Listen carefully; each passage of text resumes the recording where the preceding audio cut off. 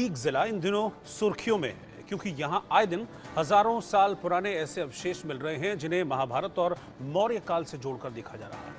दरअसल डीग जिले के वेहज गांव में एएसआई यानी कि आर्कियोलॉजिकल सर्वे ऑफ इंडिया, जिसे हिंदी में भारतीय पुरातत्व विभाग कहते हैं, पिछले 4 महीनों से एएसआई की टीम यहाँ पर डेरा जमाए हुए है। गांव के बीचों बीच 2 टीलों पर खुदाई के दौरान महाभारत और मौर्य काल के समय के 2500 साल से भी ज्यादा पुराने अवशेष यहाँ खुदाई के दौरान मिले। इसके अलावा टीम को महाभारत कालीन मिट्टी के बर्तन के टुकड़े और अन्य अवशेष भी मिले हैं। एएसआई की टीम ने अभी तक करीब 30 फुट गहरे 2 कुंडों की खुदाई की है, जिनमें प्राचीन ईंटों की दीवारें और मिट्टी के बर्तनों के टुकड़े निकल रहे हैं। एएसआई पुरातत्व विभाग टीम ने यह खुदाई का काम जनवरी के महीने में शुरू किया था और खुदाई अब भी लगातार चल रही है और अंदेशा ये लगाया जा रहा है कि इसमें अभी और भी अवशेष प्राचीन काल के पुराने वक्त के मिल सकते हैं। वहीं डीग जिले के आसपास के इलाकों के लोगों के लिए ये सब कुछ एक कौतूहल का, एक आश्चर्य का विषय बना हुआ है। सभी ग्रामीण इन प्राचीन कालों के अवशेषों को निकालने के बाद अलग अलग रूप से इनके अनुमान लगा रहे हैं कि उस जमाने में लोग किस तरह से रहते होंगे। अवशेषों को देखने के लिए अब दूर दराज के लोग भी यहाँ पर आने जाने लगे हैं। ये डीग इलाका है राजस्थान का। अब मैं आपको ये बताता हूँ कि अब तक, क्योंकि ये मैंने आपको बताया कि जनवरी से खुदाई चल रही है, एएसआई की टीम खुदाई चल रही है, तो एएसआई की टीम की इस खुदाई में जनवरी से अब तक क्या क्या मिला है।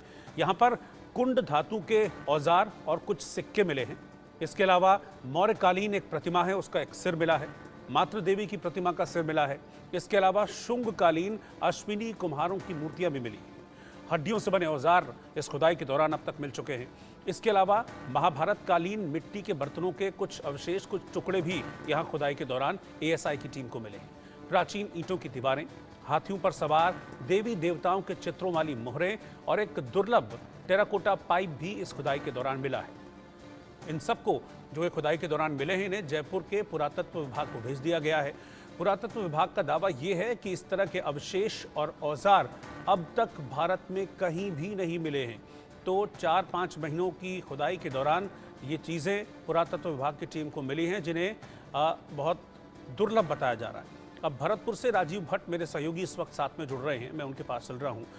राजीव, अभी एएसआई की टीम क्या कह रही है, क्योंकि बहुत कुछ अब तक मिल चुका है जिन्हें मौर्य काल से जोड़कर भी देखा जा रहा है, महाभारत काल से भी जिनका जुड़ाव निकलकर सामने आ रहा है, और अभी क्या अंदेशा जाहिर किया जा रहा है, अभी कितना एरिया है जिसकी खुदाई की गई है और अभी कितना एरिया बाकी है जहां पर उम्मीद कर रहे हैं कि और भी कुछ मिल सकता है हजारों साल पुराना?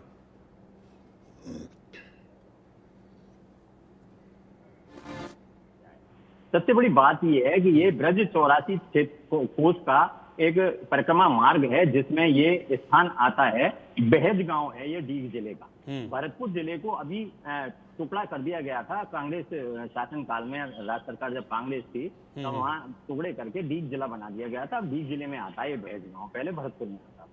अब ये क्या है कि ये जो पूरा भरतपुर क्षेत्र है, ये ब्रज मंडल का क्षेत्र है, जहां भगवान श्री कृष्ण ने लीलाएं की थी अपनी, यहाँ रास रचाए थे और यहाँ उनके सबूत भी मौजूद हैं। चरण पहाड़ी के रूप में खामा के पास मौजूद हैं। और उसके अलावा गोवर्धन पर्वत जब उन्होंने अपनी उंगली पर उठाया था, तब इस गांव का जो जिस टीले पर खुदाई हो रही है वो गोवर्धन पर्वत का ही एक हिस्सा माना जा रहा है। और यहाँ के गांव के लोग भी उस पर्वत के नीचे खड़े होकर बचे थे उस समय जो अतिवृष्टि की गई थी भगवान इंद्र के द्वारा।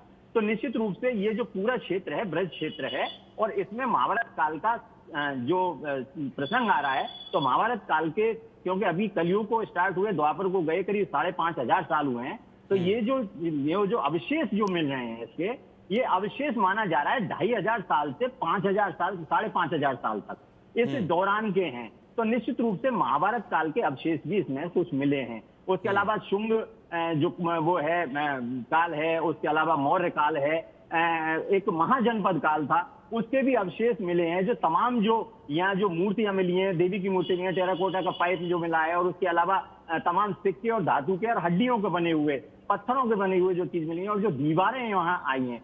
इसको सबसे बड़ी बात यह है कि एएसआई ने, आर्कियोलॉजिकल सर्वे ऑफ इंडिया ने, इस पूरे क्षेत्र को, जो ये रामपुरा और एक चामड़ का क्षेत्र माना जाता है जो बेहज गांव में आता है, यहाँ इसको टीलों को 3 हिस्सों में विभाजित किया था, 3 ब्लॉक बनाए थे।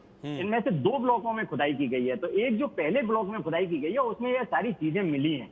दूसरे ब्लॉक में खुदाई अभी जारी है, उसमें कुछ जो दीवारें मिली हैं, पुरानी ईंटों की दीवारें मिली हैं, कुछ कुएं मिले हैं, बावड़ी मिली हैं, इस टाइप की चीजें वहां मिल रही हैं। इसका मतलब ये था कि कभी यहाँ कोई एक संपन्न राज्य हुआ करता था। बिल्कुल, मैं यही इसी पर आ रहा था, क्योंकि अभी तक पुरानी जो भी सभ्यताएं मिली हैं हमने देखा वो जमीन के नीचे बहुत नीचे दफन रही हैं, चाहे वो हड़प्पा रही हो, चाहे वो मोहनजोदाड़ो रही हो।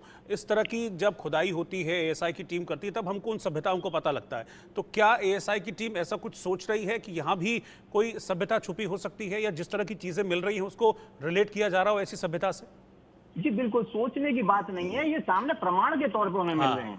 सबसे बड़ी बात ये है, जो उन्होंने खुदाई की है, करीब 30 मीटर खुदाई जो हुई है, उस 30 मीटर की खुदाई में उनको ये सारी चीजें जो उपलब्ध हुई हैं, जो मिली हैं वहां, तो निश्चित रूप से ये अवशेष कहीं ना कहीं इस बात को इंगित कर रहे हैं कि यहाँ कोई पहले किसी जमाने में कोई सभ्यता थी। ये इसी को लेकर ये कि जो जितने पुरानी वस्ती, अब ये जो आर्कोलॉजी ने जो भी चीजें वहां से कलेक्ट की हैं, जो भी अवशेष कलेक्ट किए हैं, वो सारे जयपुर भेज दिए गए थे, वहां उनकी जांच की जा रही है। तो निश्चित रूप से कार्बन डेटिंग द्वारा इनकी जांच होती है और वो पता लगाया जाता है कि कितना पुराना ये मामला है। तो निश्चित रूप से 2500 साल से 5500 बल्कि 6000 साल तक का ये पूरा जो उपलब्ध हुए हैं, जो भी सामान वहां मिला है, तो वो ये इस दौरान का था। तो निश्चित रूप से कई सभ्यताएं यहाँ पनपी थी और कई सभ्यताओं का यहाँ विलय हुआ था, तो मतलब यहाँ दमन हुआ था। तो निश्चित रूप से ये सभ्यताएं कभी नष्ट हुई होंगी, दब गई होंगी, किसी प्राकृतिक आपदा के कारण गई होंगी, और निश्चित रूप से वो उनकी जगह कहीं पहाड़ बन गए थे, वो बन गए। तो ये पूरी जो खुदाई हो रही है उसमें कहीं ना कहीं एएसआई का ये मानना ही नहीं है, बल्कि उसको ये पूरा विश्वास भी है। हालांकि एएसआई के जो अधिकारी हैं वो आधिकारिक तौर पर अभी कैमरे के सामने आगे कुछ भी कहने से बचते हुए दिख रहे हैं।